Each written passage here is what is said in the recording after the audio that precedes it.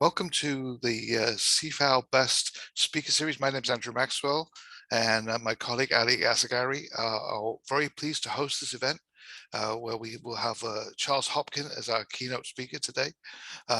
Before we start, I would like to ask Shireen to do the land acknowledgement. Thanks, Andrew. Good afternoon, everyone. This is Shireen Risk, the Operations Manager of CIFAL York. And on behalf of the organizing team, I would like to welcome you all and thank you for attending this session. And as Andrew mentioned, we will start with an acknowledgement of the land first. So as we are not all gathered in the same space, we recognize that this land acknowledgement might not be for the territory that you are currently on. We ask, if this is the case, you take the responsibility to acknowledge the traditional territory you are on and the current treaty holders. We recognize that many indigenous nations have long-standing relationships with the territories upon which York University campuses are located that precede the establishment of York University. York University acknowledges its presence on the traditional territory of many indigenous nations. The area known as Takaranto has been caretaken by the Anishinaabe Nation, the Haudenosaunee Confederacy, the Huron-Wendat, and the Métis. It is now home to many indigenous peoples. We acknowledge the current treaty holders, the Mississaugas of the Credit First Nation. This territory is subject of the Dish with One Spoon Wampum Belt Covenant and Agreement to peaceably share and care for the Great Lakes region. I will now hand it over to Andrew to continue with the introductions. So thank you so much, Shireen. And I think it's important that we do recognize the treaty holders and the idea, especially behind the Dish with One Spoon, One Palm Treaty, which was really the idea that we could all share the same resources and share a spoon and all look after each other, and that we borrow things from our predecessors and we leave them for our next generation. I think an important part of motivation behind the speaker series. So let me just briefly introduce the concept of the speaker series.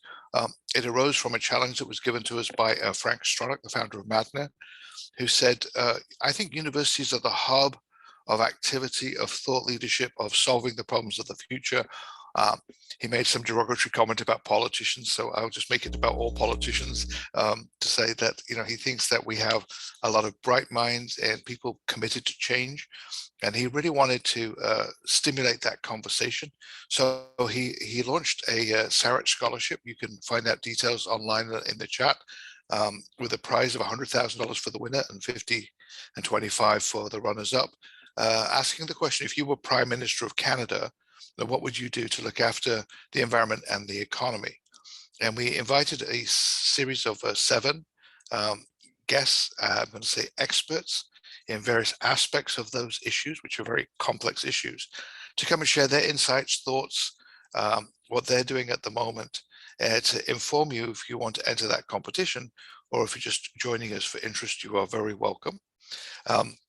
So without further ado, it's my great pleasure to introduce Professor Charles Hopkins, who's the UNESCO chair at York University. And he is an advisor to many organizations, including the UN, on various matters to do with education particularly.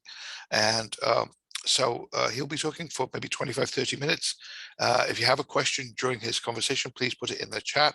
At the end of the presentation, we will be asking questions. If you're looking for some clarification during his presentation, please put it in the chat. And if we think it's important, we'll interrupt, but otherwise we'll leave the questions until the end. So Charles, thank you so much for joining us today. Oh, you're most welcome. And thank you not only for the introduction, but thank you, Ali, as well, for inviting me to come and to share some ideas and so on in this this dialogue. But I've put in some slides just to support my thoughts, and so let me post those. And I've been involved in this concept roughly, I guess, since the 1960s. And so I have some ideas and some concepts that I would like to share with the students, who are certainly those who are going to enter into the contest, but for others who are there as well.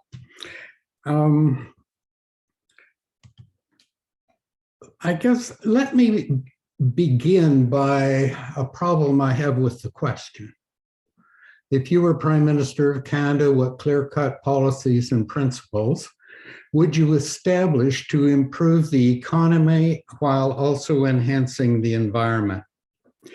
This is the concept that we had 35 years ago as we were going into Rio. It was built even prior to that with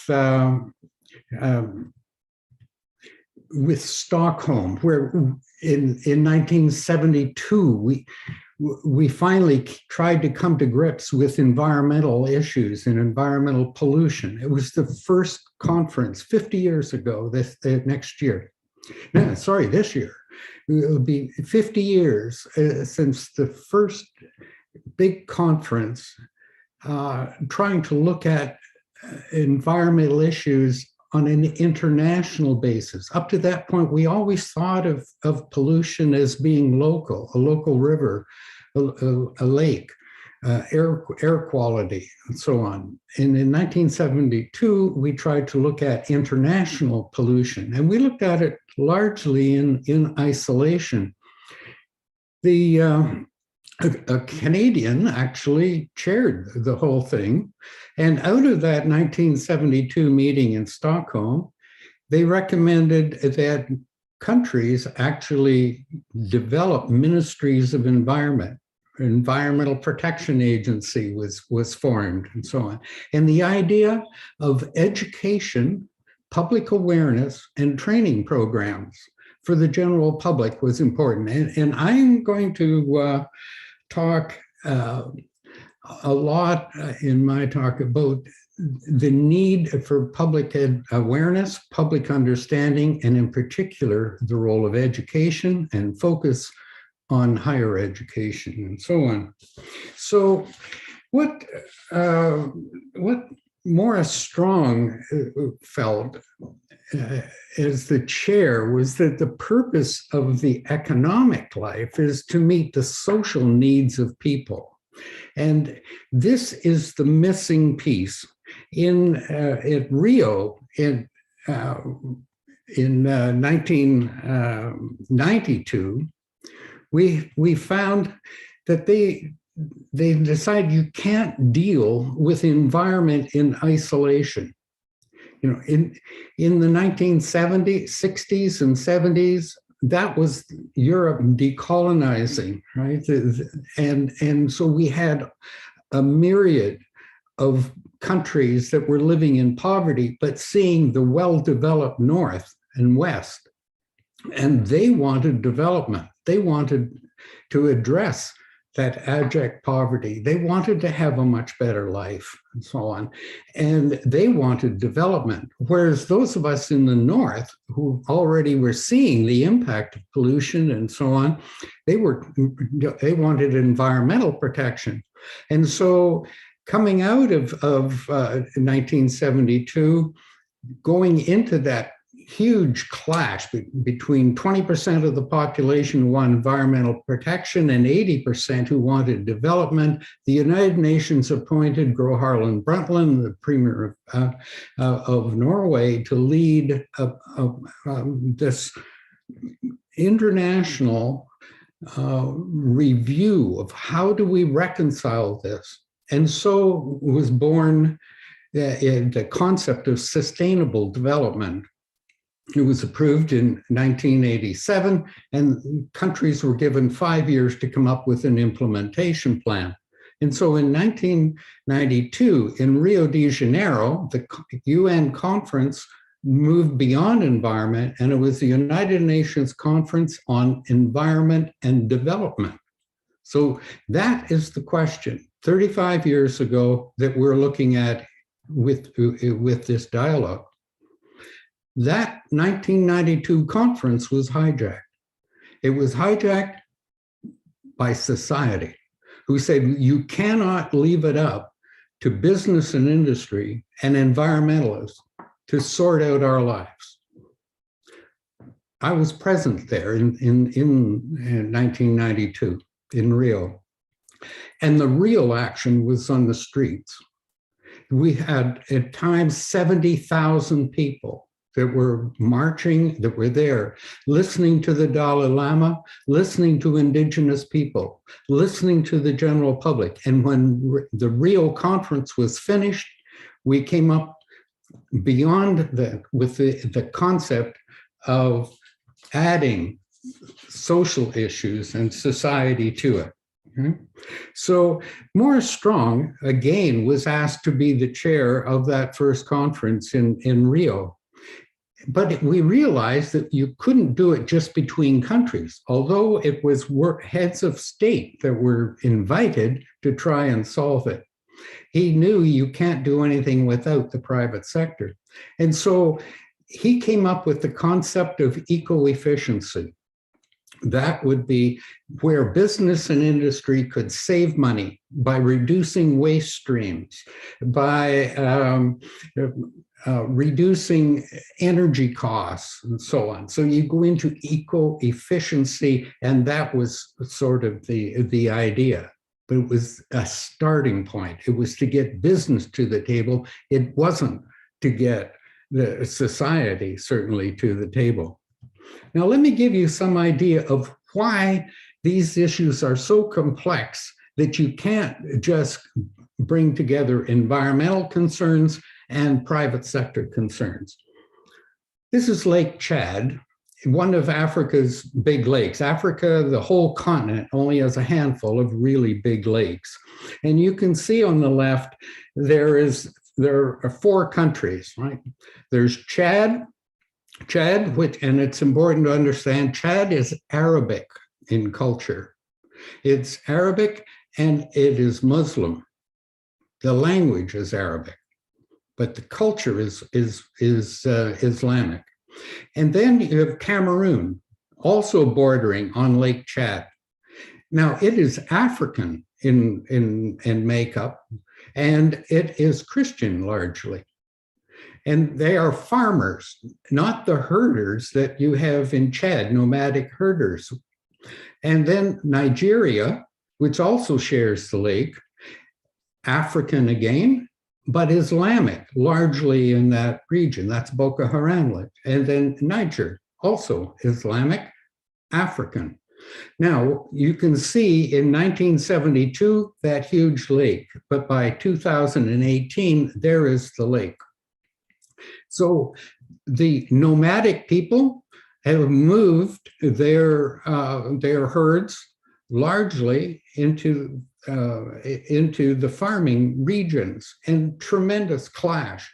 All those people who are out of water, they are also out of an economy. So the environment and the economy, and then you have the cultural clash of religions. And one of the results is this.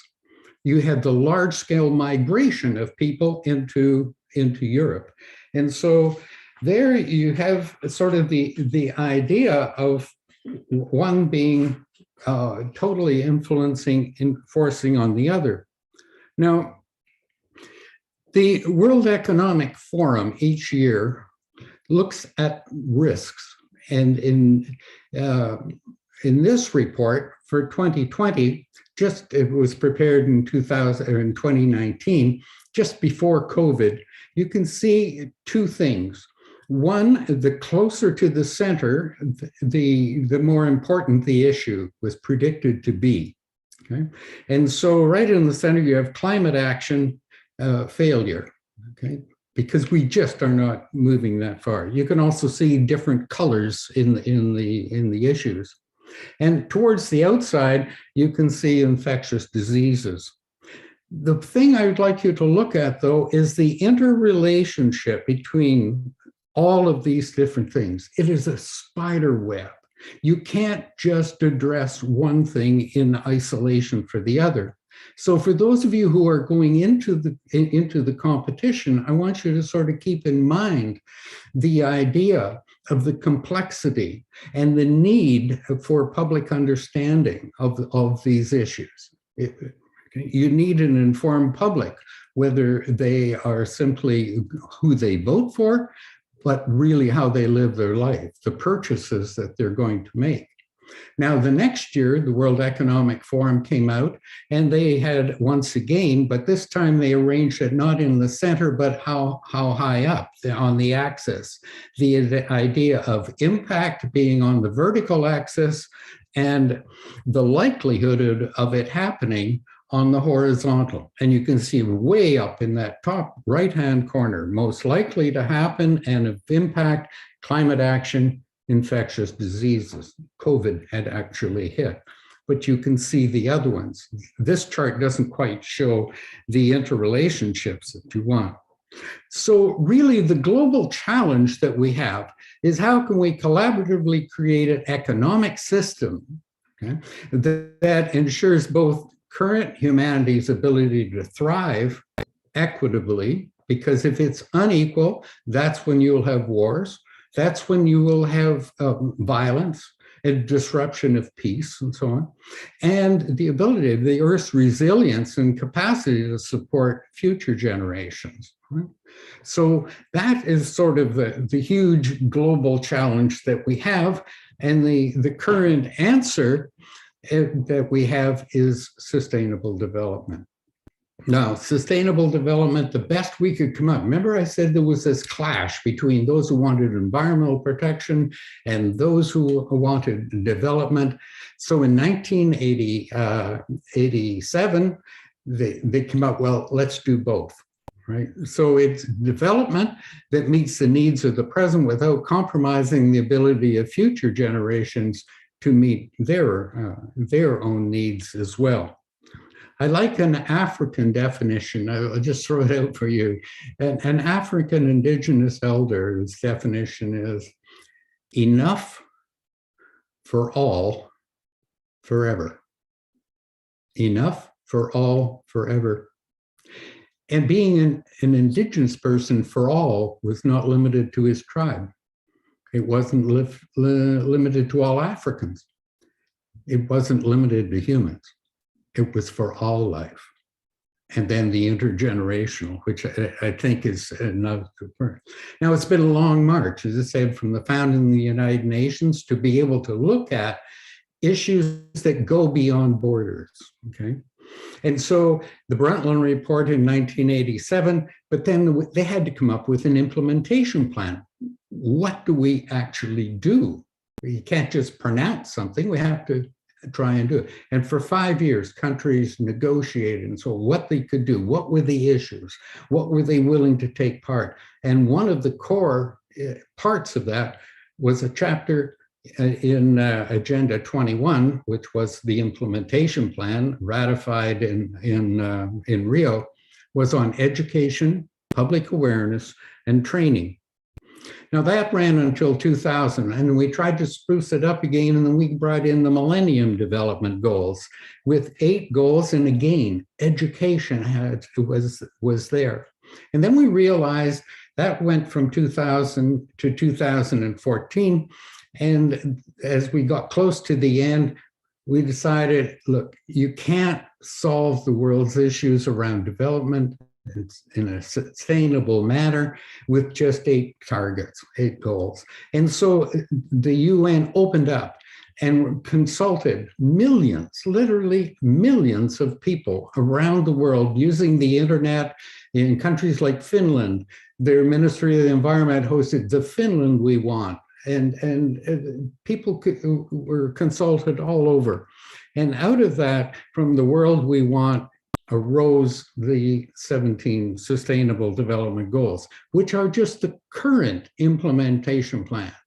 In around 2027, 2028, we're going to start to negotiate yet another implementation plan, and hopefully we'll have a better concept or a modified concept of sustainable development that will address the problems and issues in the current one.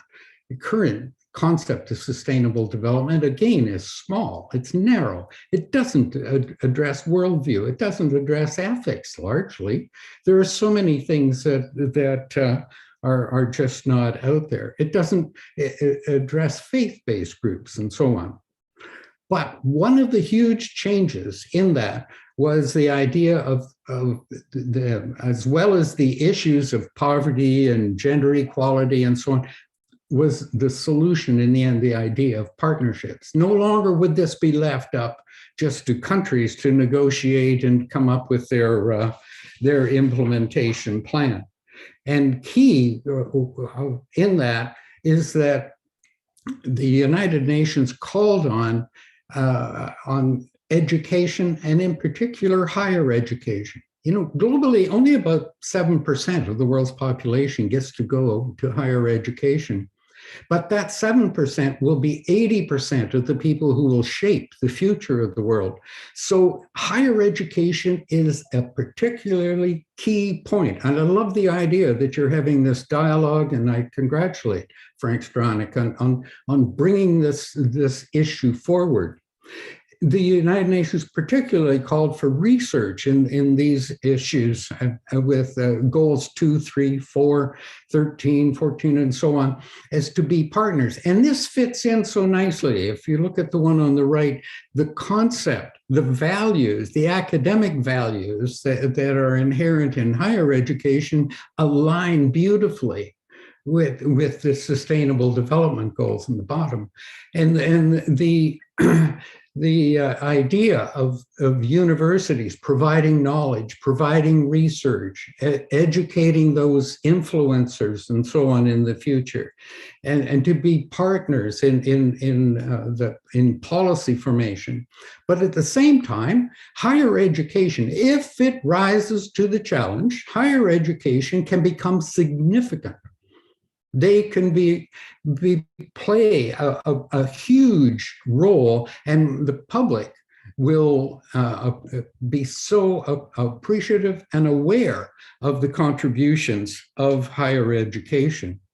Now, it is so important that within the Sustainable Development Goal 4, the idea of education for sustainable development is actually identified, along with the concept of global citizenship, where people feel that they are part of, they are responsible. Not only do I have rights as a citizen, but I have responsibility. And the need to create a feeling of common engagement as well in global citizenship, also giving people the ability to mobilize, to become engaged, to become part of the reformation of development towards a more sustainable way. But the United Nations General Assembly on three occasions have come forward and recognizing that education for sustainable development, not just any education, but education that addresses sustainable development, is crucial, as is a critical enabler of all of the other sustainable development goals. So the idea that it's not a topic in per se, it is a purpose of education. It's a holistic approach. And what we're doing at York of embedding it in science, but also in philosophy, in the arts. We're trying to address it in this holistic way, embed it into what we're learning so that it becomes just a way of seeing things. And ultimately, the whole question of a sustainable future should be addressed within our worldviews. So that's a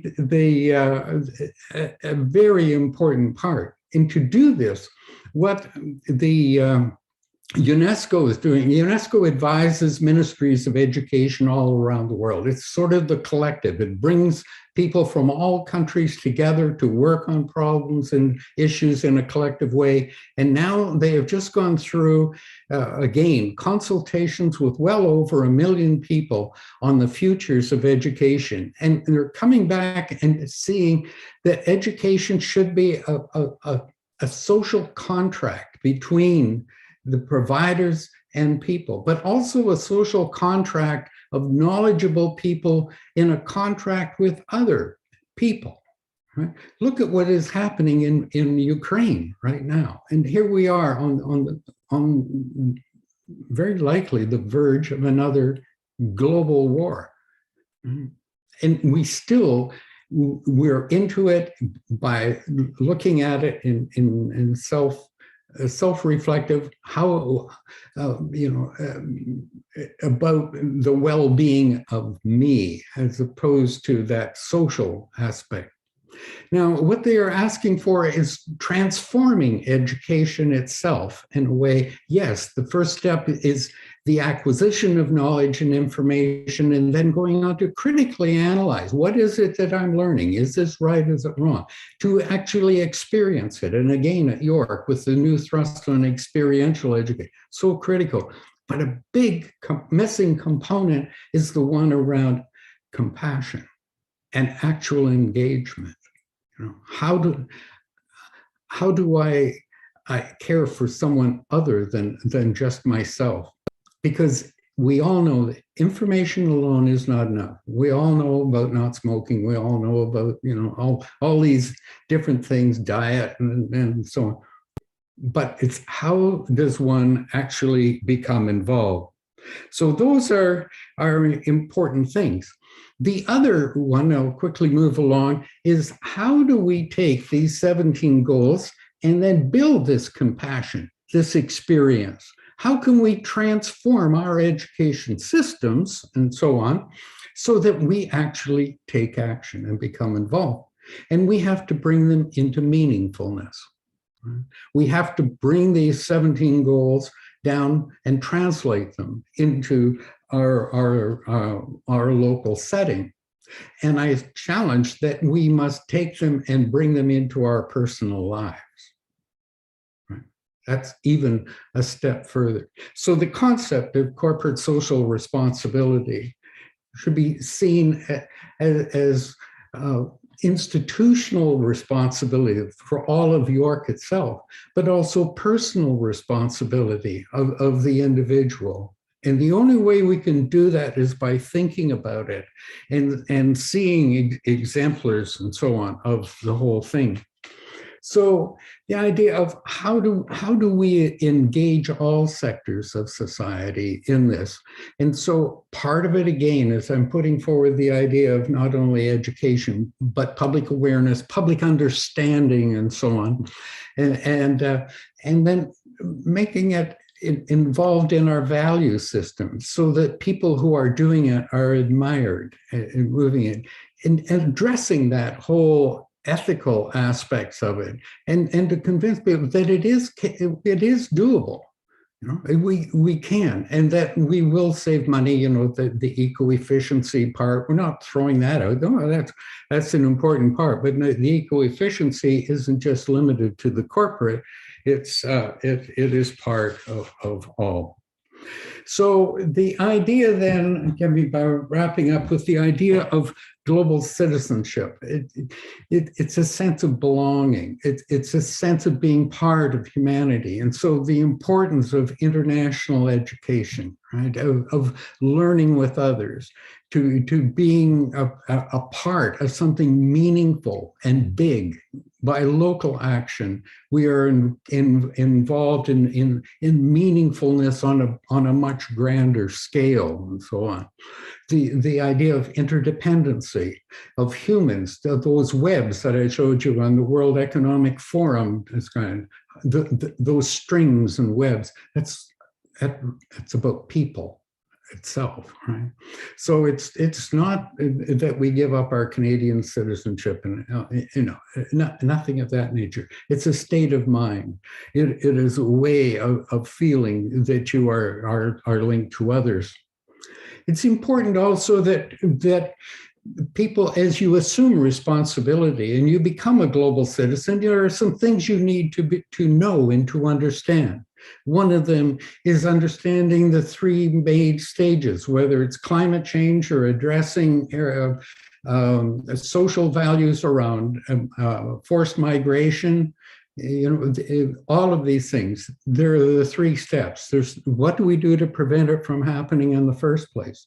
Secondly, how do we reduce the impact? And thirdly, how do we adapt? to the inevitable. When it does happen, how do we do the best we possibly can? So that's just sort of one of the aspects that we have.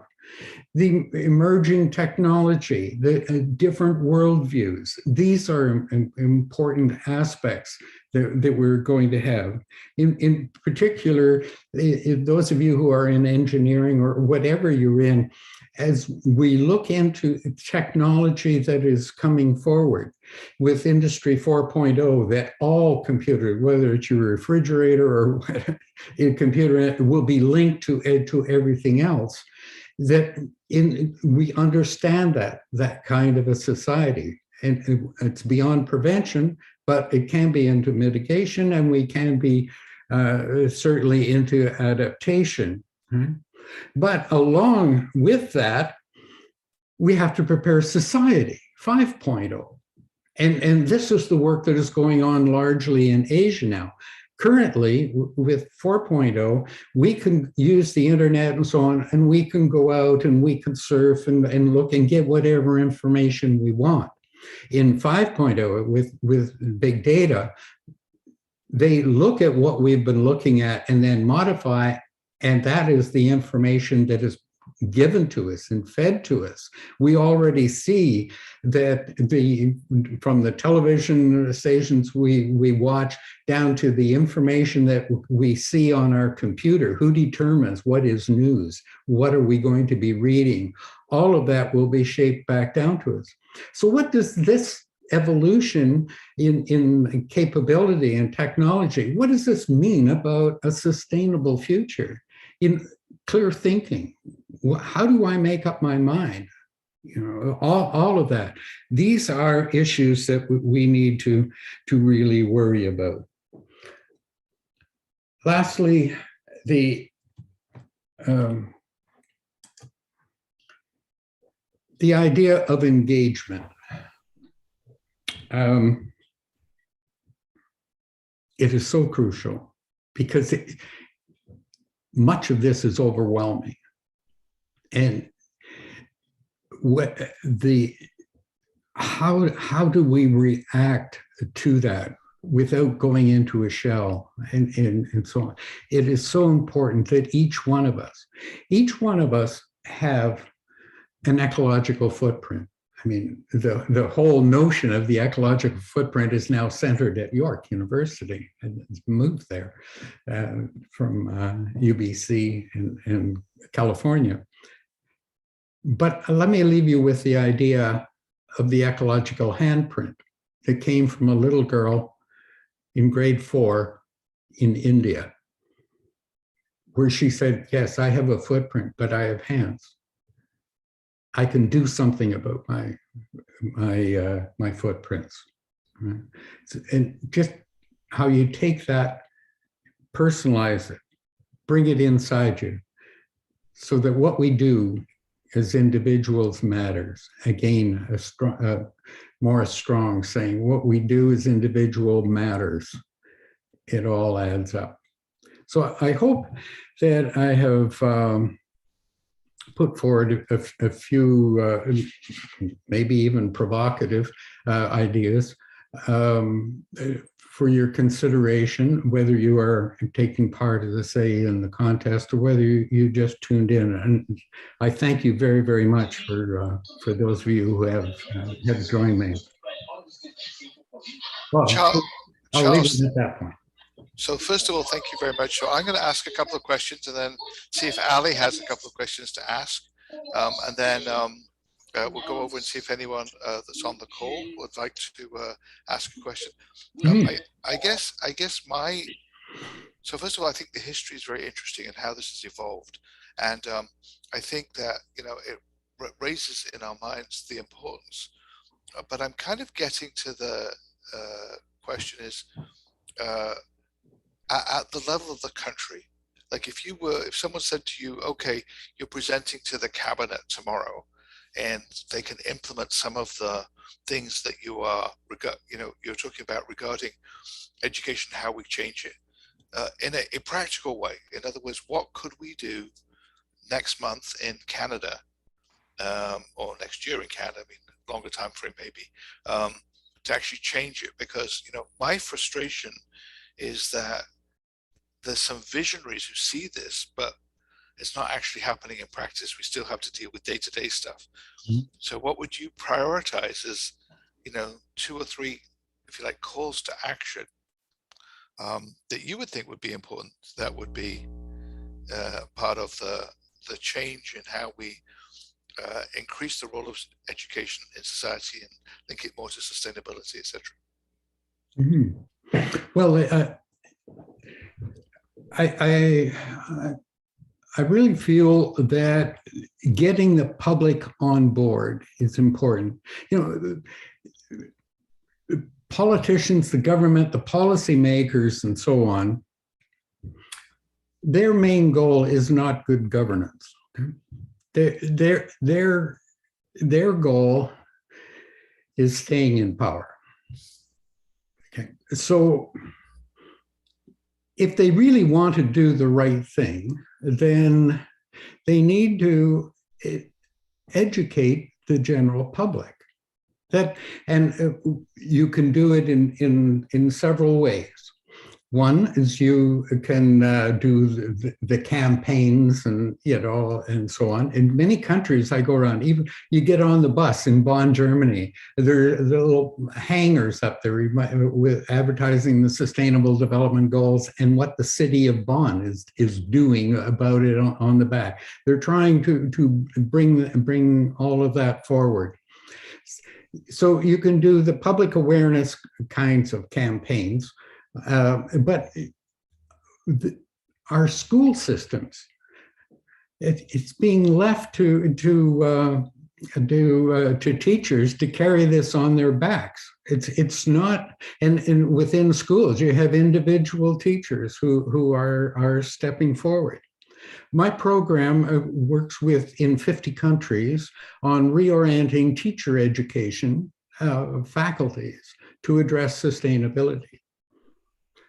Trying to get that up and running, because everyone is into their own particular area, not realizing that their particular area contributes greatly to sustainability. And then lastly, getting the universities on board. The universities themselves are climbing on board, but it's largely through ranking programs. It's not to try and per se and help governments or help society. So yeah, there are other things that we can do, but the first step is to get people to accept it and not see it in the old way. Well, if we do, it's going to increase costs, we won't be competitive, et cetera, et cetera. Yeah, it does seem to be painted as a choice of, you know, sustainability or the economy. And I think that's why, first of all, I think it's why Frank set the challenge. But I also think that you just made a really important point, which is whether we like it or not, whether we like some politicians or not, most of their job is about getting into power and staying in power. And most of the actions they take relate to that. And very few of them are motivated by some of these big challenges. And maybe it's almost too much to expect that they will be. I know there are a few people that can get beyond the politics. I remember having a great conversation with Lord Sainsbury, who was in the House of Lords in England, who had the innovation file for the government. And he said, I love this because I get paid £1 a year because I don't take my salary. And because he had enough money because of Sainsbury's, the company that his family had started. And I don't have elections, so I don't have to be, I just can do good things for innovation strategy. And he did, and he built that in. And so it strikes me that, you know, elected officials are not going to solve any of these problems really in a meaningful way, which I think points somewhat to universities. I think industries can play a role, but they obviously have a role to their shareholders and stakeholders and others. So I think universities, you know, maybe now is the time, and I know this is a more direct challenge than the big question I asked you, for universities like York, and I know you do a lot yourself, to actually say this is important, and this is, you know, this is how we educate people to make it important to engage, etc. Yeah, well, the surveys coming out from Time Higher Education is now showing that students themselves are very concerned about the reputation of their university on how it's addressing sustainability in the future. And being critical of sustainability is an important role of higher education. We can't just, swallow it as it is. It's the best we have at the moment. But as I was pointing out, it has many faults, sustaining what, and for whom. There are very real fundamental questions, but we need to improve upon them. And hopefully, as we start looking further into the future, we can do it. But governments won't do it, and the private sector can't do it without public support. They need knowledgeable citizens, knowledgeable political support, and they need knowledgeable consumers. Right? Otherwise, it just doesn't work. So I have a bunch of other questions, but I'm not going to be greedy. I have some great questions from Mubarak. I'm going to come to them in a second. And Okay. before I do, Ali, do you have a question that you would like to ask Charles? Well, thank you very much. I was actually going to ask Mubarak to start with his question. Go ahead, Mubarak. Hello, Professor, and all. How are you? I'm Mubarak Ali from India. Oh, hello. Thanks for your invaluable. Namaste, sir. Namaste. I'm Mubarak Ali from India. Yes. Thanks for your invaluable insights, sir. Extending my sincere thanks to organizers for this opportunity. The topic is what a lovely topic. You, me, and sustainability. We are working for the future. I think the future depends upon to all in our hands, sir. My question is, should everyone be sustainability confident? Well, I think yes. They should be knowledgeable about it, and but I also think that there is a responsibility to act. There's a difference between being knowledgeable and actually acting. We can have some people who are very, very knowledgeable yet do the wrong thing. So, and then there are so many people in the world that are knowledgeable, but because of poverty or their situation, there's not much that they can do. So the action should be almost, it should be linked to your capability. These are thoughts that I think that could come out of the Schulich or something, along the line of taxation. You pay according to your income. That sustainability and your reaction, it should be linked somehow to your capability. But thank you. That's a neat question. The thing is, how do we get everyone literate in that way and understanding is because it goes beyond training, doesn't it? Mm-hmm. It does, and I think part of it is. Thank you, sir. Thanks for review. Sorry for the interruption, sir. My second question: how to keep sustainability at the forefront of decision making? Yeah, I think it should be right up there with gender, racism, legal, different ways in which people think, and certainly in the way in which corporations think. It's just embedded in decision making.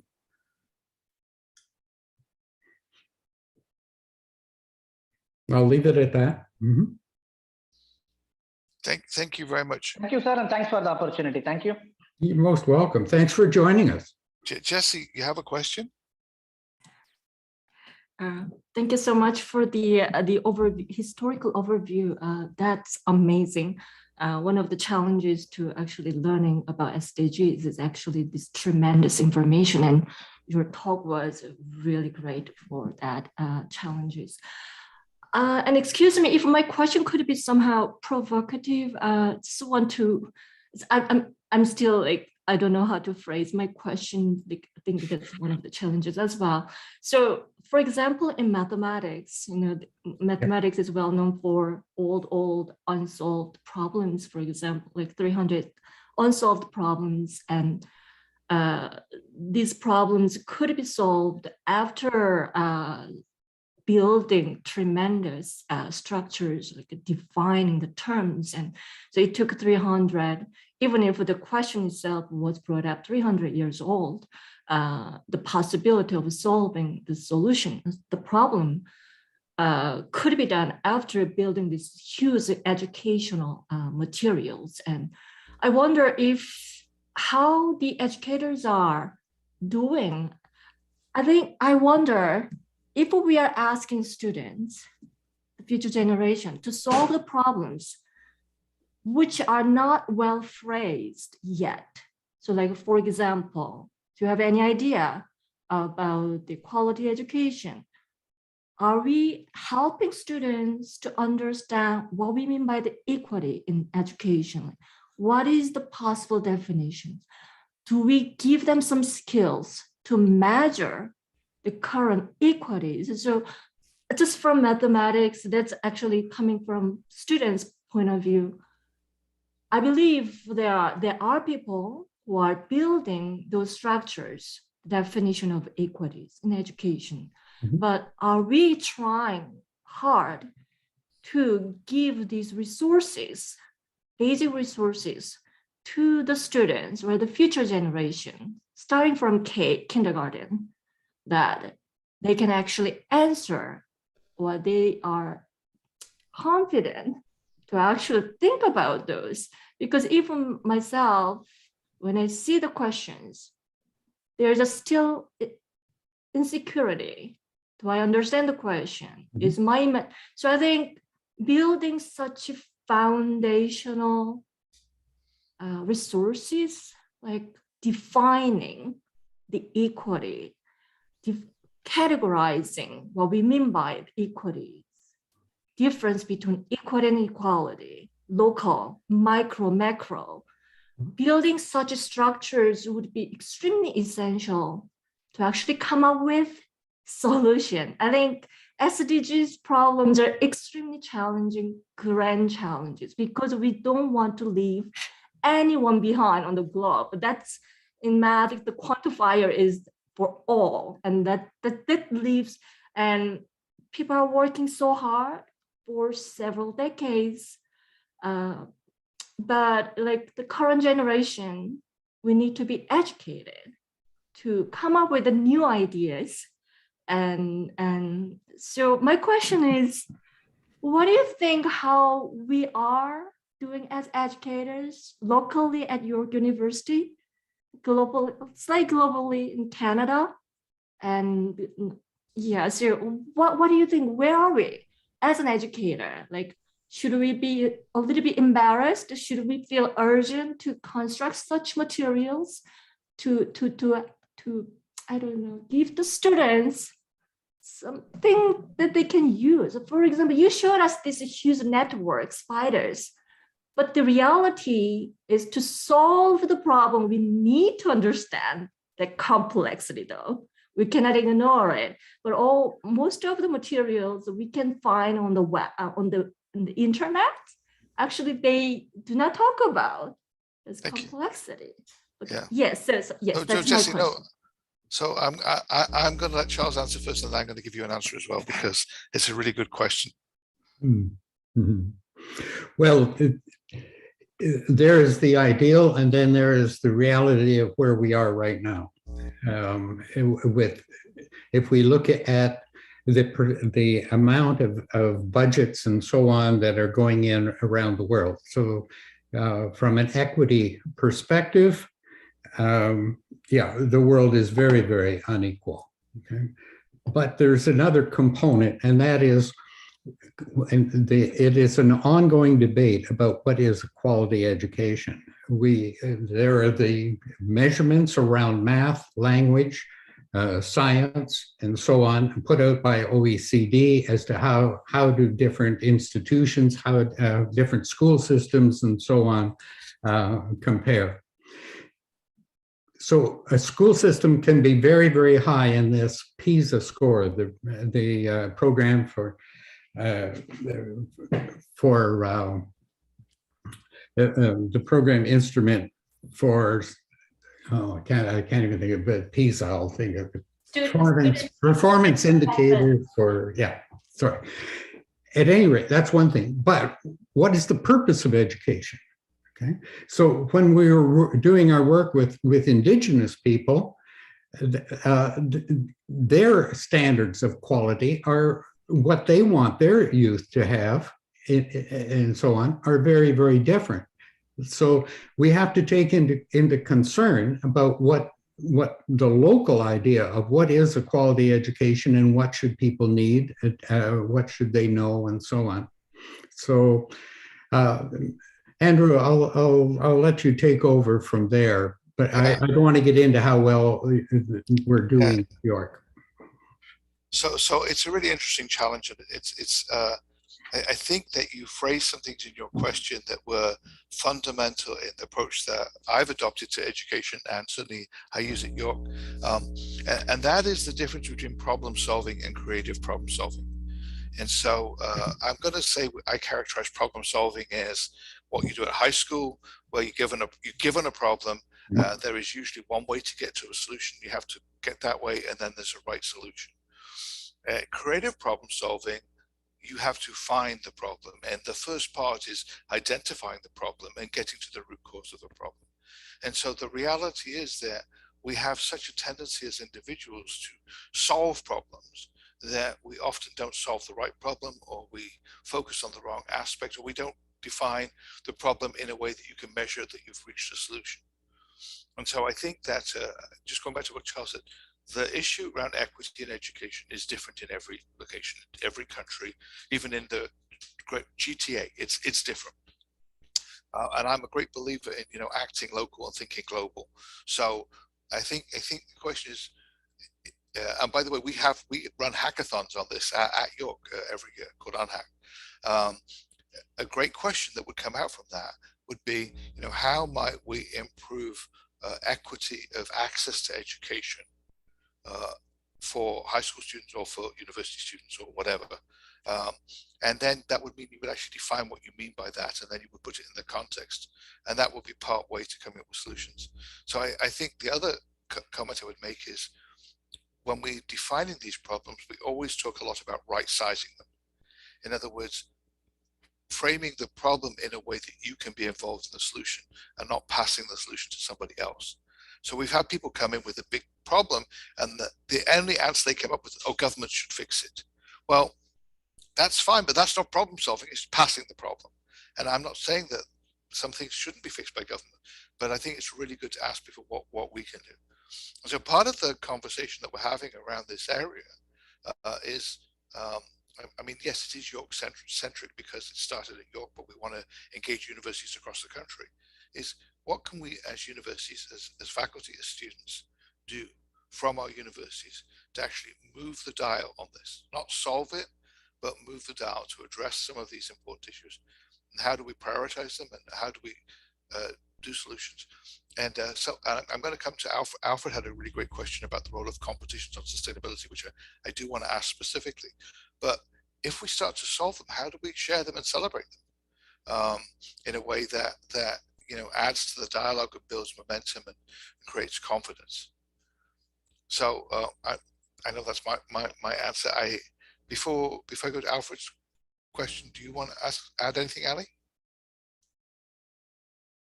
No, actually, it's good to go to Alfred. I will ask another question after that.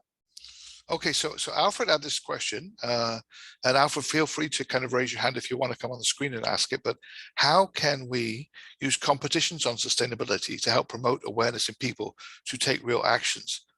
He asked the question because he sees in Ghana that the competitions produce winners, and the winners are showcased to show their brilliance and dexterity and ability to have impact. So have you got any thoughts on that, which would be very interesting for me, Charles, as well, because we do these events and we have winners, but we don't do much with them afterwards.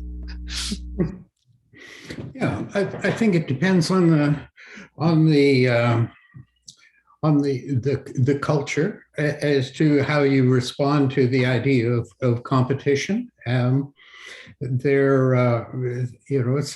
systems really frown on it. They say competition has no place in sustainability. I'm not out there. I think that that competitions are helpful. They kind of model real life. Corporations are in competitions. Political parties are in competition, and learning how to frame a competition in a way that is not harmful, and then how do you celebrate the winners? That's all part of a much bigger societal issue, but. The one thing that I do like is the idea of setting standards or rubrics, and everyone who meets that standard gets that kind of recognition, as opposed to there can only be one, and then you keep moving the standard. I mean, that's how sustainable products, that's how the government of Canada tried to run their eco rankings of products. So this year, this paint company would have the most ecologically appropriate paint, but the competition would come out next year and they would try to improve upon that. And then the winner of that year would get the eco logo, and it's progressive, because oftentimes you can't even envision what the standard should be. And once everyone gets to the standard, how do you move the standard? It's complexity, but I'm not against competition at all. It's interesting. So Andre made a comment, we need to work towards something that's more unifying and less divisive. And this issue of competition is really interesting for me. So yeah. I run a program with the University of Calgary in Alberta on the energy transition. And how do we encourage, stimulate, help people involved in the energy field in Alberta become more environmentally responsible, because there are a lot of them who feel very strongly that what they're doing needs to be changed, etc. And so we basically organize a program that starts with 250 middle level, mainly engineers in Alberta. And then we go through this pitching process and filtering process. But the cool thing is, at the end of the day, we ended up with 8 projects, teams of 4 or 5 people in each. And we took them to a meeting, and there was no winner. There was only kind of pass fail. And the pass fail was, yes, you should get some seed investment, or no, you shouldn't. And 5 out of the 8 passed. And so they're now a cohort working together based out of the Energy Transition Center in Calgary. All have some seed funding, and all are going to get the next round of funding, providing they hit some milestones. So I think that it's really beneficial to change the culture around these issues to one of cooperation and collaboration and impact together than straight competition. But it doesn't remove the need to have some standards and some benchmarks to say, yeah, you're in or out. So I think it's really interesting. It brings up Jesse's issue of equity. Harvard has they put $25 million from their endowment fund into a sustainability fund to play with. Well, what they can do, if it was a competition, what they could do, according to what York could do, or Trent, what they could do, so the thing around equity is another issue. It's not simple. So let me ask a question from Neil, and then, sorry, Ali, did you want to ask a question? No, go ahead. I will after you. No worries. So Neil had a really interesting question, and actually something that's upset me a lot at the moment, and I'm not sure I have any answers to it. But he says there are always going to be polarities, whether it's vaccine hesitancy, climate change, environmental pollution, sustainable growth. How do you handle it? Which government programs or country do you think has handled the backlash when it comes to policy changes regarding environmental sustainability issues?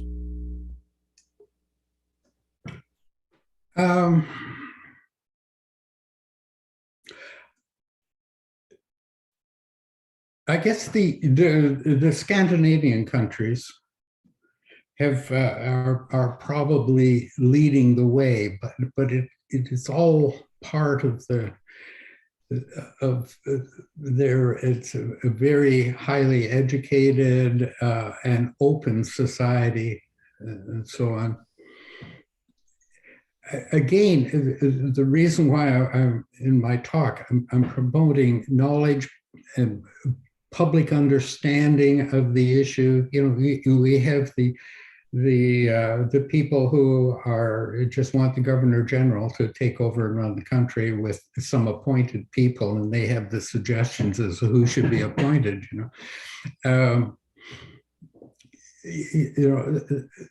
Underlying it all, if we're going to really grow and develop, is that idea of information, being an informed, thoughtful society that is built upon values and principles, like the principles of the Earth Charter. You know, if you're going to start on a base and then build a knowledgeable one beyond that, the Earth Charter, which was created by ordinary people from all around the world over a number of years, is a beautiful document. I quite often use that if I'm talking and people say, for instance, in India, very early on, people say it's a question of values. And yeah, but in another country, just sort of south of us, if we bring up the idea of values, immediately people get their back up and say, whose values? You're not putting your values on my kids, you know, and you don't want to touch the whole idea of exploring values and principles and so on. Charles, thank you. Just a quick comment on that. I'm going to go to Ali for a question. So first of all, there's a great new book, last year, by Mark Carney called Values. And I tried to get Mark to come and do one of these speaker series. It's just difficult to get hold of him. He hasn't said no, but it's just difficult. But he actually talks about this a lot, where they come from and how they're formed. And I think it is really important. I think, you know, I mentioned when I asked that question something that really upset me. The thing that really upset me is, and I'm not going to point out a particular issue, but maybe it's around the vaccine or something, because I feel very strongly about that. That most of the people that are against vaccine are based on misinformation. That they've got some information wrong, or they're not comparing, you know, one statistic with another. They've heard something. And there was a professor, and I was just trying to look up his name while we were talking, but in BC last week, who said, one of our jobs as academics is teach people how to think critically, so that when they hear a piece of information, they can actually go and check whether it's actually right or not. I keep hearing things. I try and do it in my class that to me seem wrong, and I will go and check it. And you know, one class I taught at York, one of the students said something in the class, and I go, I just can't believe that's true. It's, you know, very interesting. And so I said I need to look at that, but you know, face validity strikes me as wrong. And afterwards I said, can you send me a link to the website? And he did. And it was a satirical piece, and the author was Mr. Potato Head. And it was like, the guy was actually knew exactly what he was talking about, and he was making a very satirical view of something. But it gave some people that read it the view that it was, you know, the opposite. And so, you know, I do think that one of the things that we need to do is to teach people those critical thinking skills. In fact, we did a study for the Ontario government 2 years ago, identifying what companies thought were the most valuable skills we could teach students, and critical thinking and creative problem solving were the top two. So I think they're really important approaches that we need to embed, because you know, we need to we may not agree on things, but we need to come from a base where there's some alignment of values and where we accept certain data, although we always have to be cautious where it comes from. Ali, did you have a question? Yeah, I actually want to build on what Charles mentioned about this differences from one hand, and also possibility of convergence from the other hand. between the global and local or national level priorities. And I want to provide you with, this is also relevant to what Jessie mentioned about in her question, mentioning about different levels of society reactions and actions to all these issues. I was on sabbatical leave during 2018-19, and I did a study, and this is my area of research, of course, this in disaster and emergency management. And I did a study to compare global risk as listed by the World Economic Forum, and did the same study on a national level. I was in Turkey, so I used the companies in Turkey to come up with their answers to the same questions asked by the World Economic Forum on global angle. And I'm going to share with you the result that I came up with, and this gives you an example of complexity of the situation. So maybe I said. So this one is, of course, I mean, I'm referring to this because you also mentioned this in your presentation, which was quite interesting also. This is for 2019 for what is presented by the World Economic Forum. As you can see here in this study, of course, for example, extreme weather and failure in climate change mitigation, and then adaptation and natural disaster. All these green icons you see here are, of course, environmental related issues, disaster risks, etc. And some of these that you see here, particularly, let me go down a bit so that you can see the labels, are more on economic aspects and risk, etc. So I did the same study just to see how these things would differ if we really get a sample from a national economy or national players. And these are small companies, we call it SMEs in Turkey. We had a relatively good sample among them. Now, if you look here, all these greenish green colors or symbols are the same risks that were, of course, ranked high in the global or in World Economic Forum or Global Risk Index. On the other hand, you see most of the economic related or economy related risk are ranked highest by the mid-size, small-size businesses in Turkey at that time frame.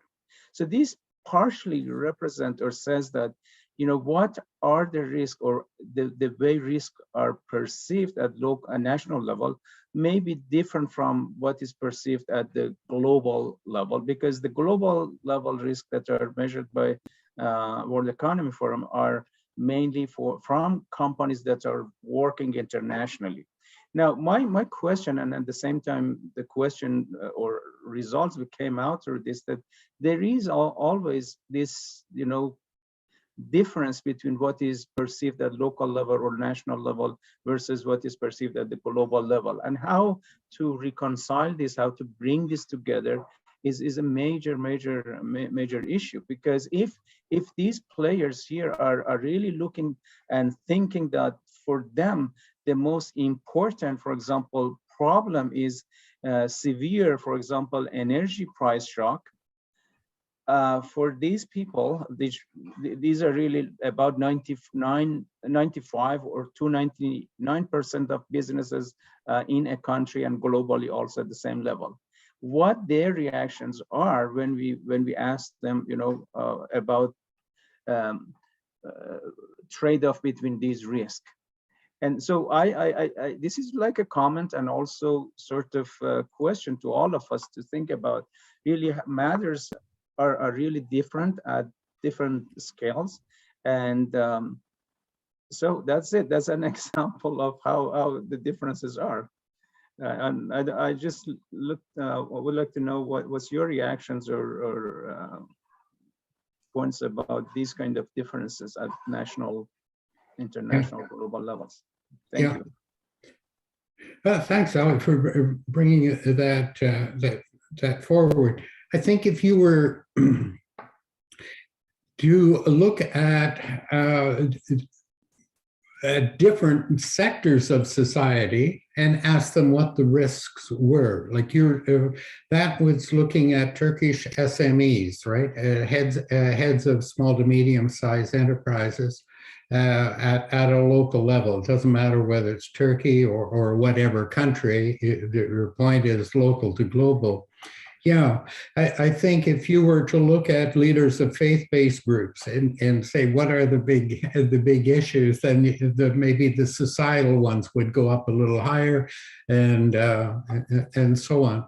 So it's important that we know who took the sample, what was actually reported in the sample, what was left out, it's the whole thing of thinking critically, but what is omitted as well as what is in error and so on. Yeah.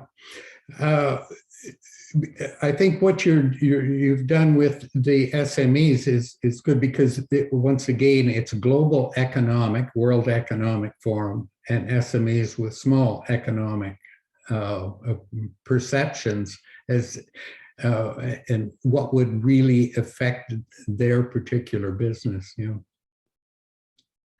Good insight. Thank you. Thank you. Back to you, Andrew. Are there any questions from the audience? Charles, I'm asking a general question. So we have struggled with this lecture series to get engagement across Canada. And I have to say I'm wearing a big Canadian hat and flag on this because I'd like to see Canada play more of a global leadership role in this area, and I think it's positioned to do so. So I don't think that's a big controversial issue. Have you got any ideas about how we might collaborate more with colleagues at other institutions across Canada? I'm thinking obviously of universities, but happy to include colleges and high schools to try and create more of this dialogue and understanding. I mean, I think one of the things that we know is that curiosity and discussion can sometimes help people see different perspectives, and then they find they're actually much closer than they realize, even if they still want to say different things. Have you got thoughts on how we actually, I'm going to say, might extend what Ali and I started with this program to try to make it have much bigger impact across the country, which was Frank Strong's original intention when he did the scholarship? Yeah. Whatever one university does usually runs into the roadblock of competition, and so I think that if you were to do it again next year, if it was under a national student body or international even student body leadership, that it may have a bigger pickup. I know what really turned things around in Sweden, it was student power. The student unions are fairly strong in Sweden. And back in 1997, way back then, the government of Sweden wanted to engage universities in this kind of a dialogue. And the faculties put up the red flags that you can't tell university professors what to say or what to teach or what to research. We have academic freedom, and so the government went with the student bodies, and they said, we're not trying to tell you can criticize sustainable development all you want, but you must engage, even if it's an anti-sustainable development thing, and say it's watering down environmentalism and so on. And it was the students themselves that made the big swing, and the government gave the universities each university got a couple of funded chairs in sustainability. It was, the gift to the university and to the professors, but it was student engagement. The Sustainable Development Student Network, so first of all, I think that's given me lots of insights. I hope it's useful for other people. I think, part of the thing that we've done with our hackathons is they've been empowered by getting students involved, and students get really interested in this. I mean, the very first, but if you came to my first term class at Lausanne Engineering, I basically share the 17 UN SDGs, and each student in the room has to tell me which one they're passionate about and what they would like to do to fix it, as it relates to them. In other words, they're not allowed to solve world hunger, but maybe how they could solve food waste in another country or whatever. When I ran it the first time, which was my first class at York, I was shocked at the diversity of issues that the students wanted to address, because they were just different from my background, and it was just so powerful that engaging the students, because then it relates to things that they think are important too.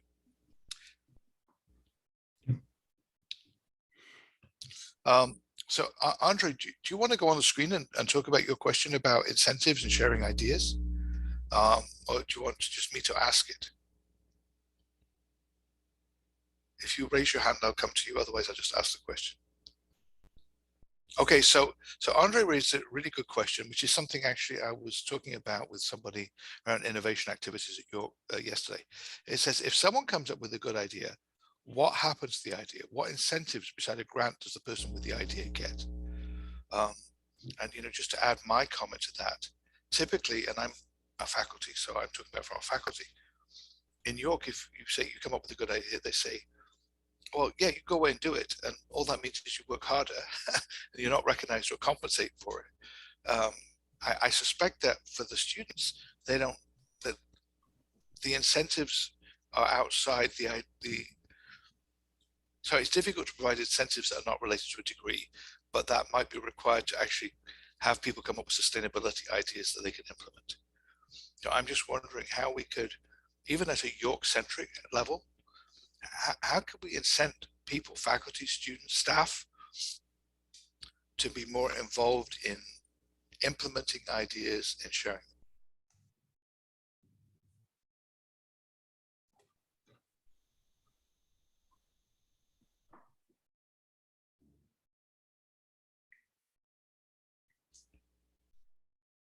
I'm sorry, was that for me? Well, I think it was a general question. If someone's got an idea, I see Catherine put her hand up. So do you want to talk about that? I mean, I think it's a general question, because it comes out from our hackathons that we get so many great students, so many great ideas, and we can stay on top of a couple, but it's just difficult. Yeah, I generally feel we seem to not to apply I catch myself often not to apply the knowledge that we actually already have. None of us who are receiving a salary being at York are doing our work for the salary. It is proven that motivational engagement and all of that doesn't come through $100 more, even $1,000 more. That motivation and that satisfaction holds on for maybe a month, maybe 3 months. We are doing this because we feel we have a purpose, we can contribute, and we can make a difference. I feel it is very, very similar for students out there. They're coming for the degree, yes, and they want to walk away with a good degree and it will mean something for their formal career, but that's just the formal stage.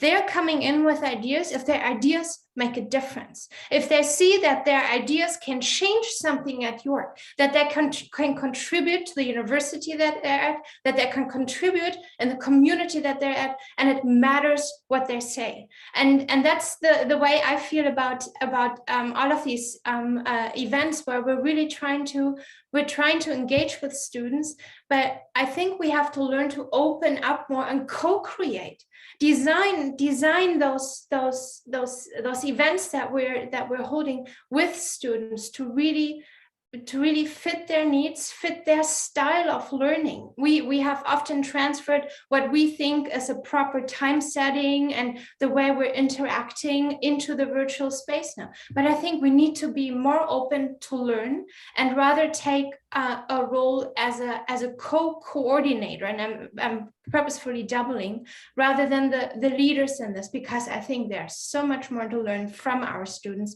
than we're actually admitting. Thank you. Thank you. That's a great comment. Thank you so much. So I noticed we're kind of running out of time. Anyone with last questions or comments? There's some nice comments in the chat about the discussion. I think one of the things that's emerged from your presentation, Charles, is all of us reimagining how education, and as educators we can play a bigger role in this. And so maybe this is actually, this session today has stimulated us more to think about that and to do things. And again, I'm sure we'll be back to you on that, because I think,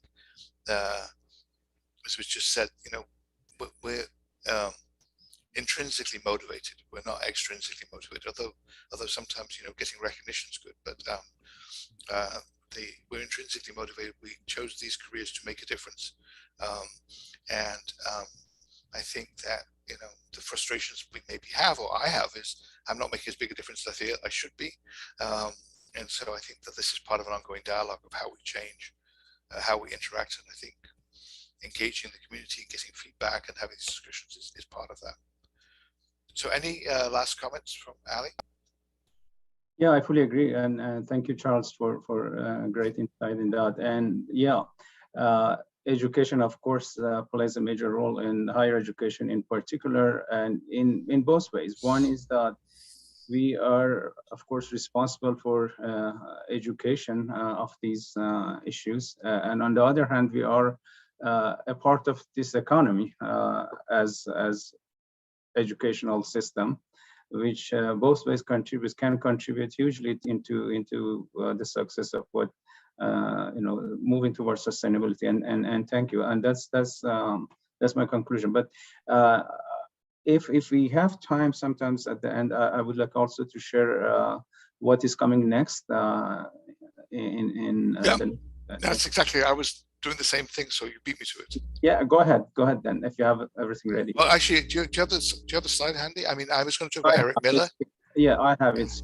So next week we're going to feature Eric Miller, who's at York, also in the Faculty of Environmental Studies. And the funny thing that happened with this is that when we were originally talking about the concept of asking students to think what they would do if the Prime Minister of Canada related to the Stronach Scholarship, Frank Stronach told me that he was actually involved in a CBC TV show called Canada's Next Prime Minister, and that they had they asked people the same question, and they had a bunch of political commentators interviewing them, and the final judging was actually done by 5 former prime ministers, which was really, really cool. And I think you know, it seems like I don't know why that didn't take off like Dragon's Den, you know, why it stopped, but maybe it's not as good on ratings. But anyway, the reason for saying that is Eric was actually one of the semi-finalists in that competition. So he was active about thinking about this at an early stage, and now he's at York in environmental studies, and he's going to be talking about the economy. He's going to talk about gross domestic product being gross and well-being is better. I think he'll be talking about happiness, and that's on March the 2nd. So I hope we'll see you then. Yes, thank you all. Thank you for joining us. And Charles, thank you so much for your time and insights today. I think inspiring, great to know the history, and great to know the Canadian leadership. Originally, I knew Maurice Strong. I met him a couple of times. I had forgotten his important role in this agenda. So, you know, maybe it's not just going to be Canada's next Prime Minister, but maybe we can find someone in our community that can be the next global leader on sustainability. Great. Thanks very much for involving me. Thank you. Thank you. We'll see you all next week. See you. Bye-bye.